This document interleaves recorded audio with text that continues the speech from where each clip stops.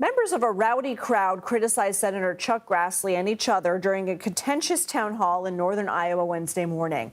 Some attendees were critical of the Trump administration's actions on immigration and the deportation of Kilmer Abrego Garcia, a man who was mistakenly deported to El Salvador last month. We have a due process, and it was not followed. And the Supreme Court ruled that he needed to come back. Okay. So Trump said, nope, I'm not going to do that. So why do we even have a Supreme Court if they're not going to follow the ruling of the CBS News national correspondent Lana Zak was there and joins us now. Lana, how testy did it get?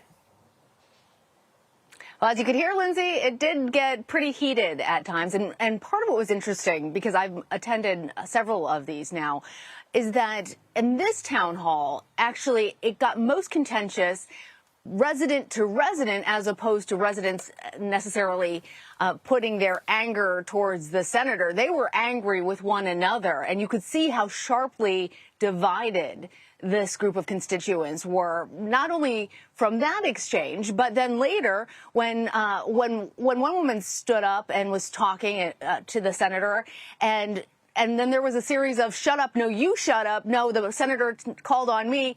And you heard that, and you could just feel in that all the angst and partisanship and the vitriol that has overtaken much of American politics. What were some of the most pressing issues brought up?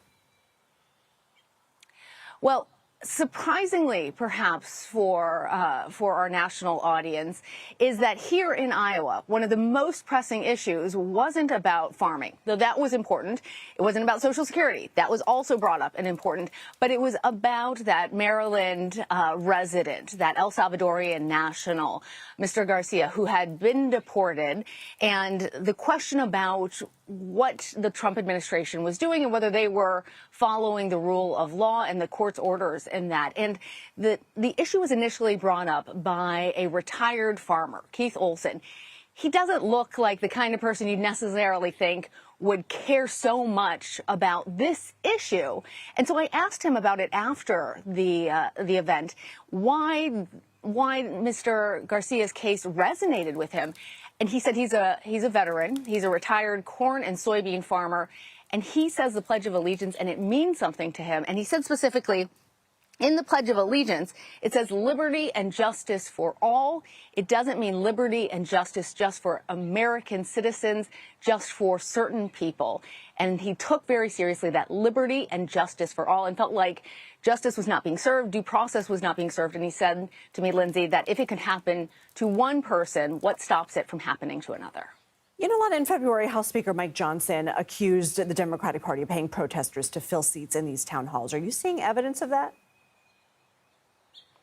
That would, I think, be a stretch in this particular case. And actually, I spoke with a GOP chairwoman, a local GOP chairwoman afterwards, and she was asked that question. She said, no, these are not paid protesters who are there. Not at this event, at least. It was a packed house, about 120 people. And this is in a town that has a population just a little bit higher than 2,000.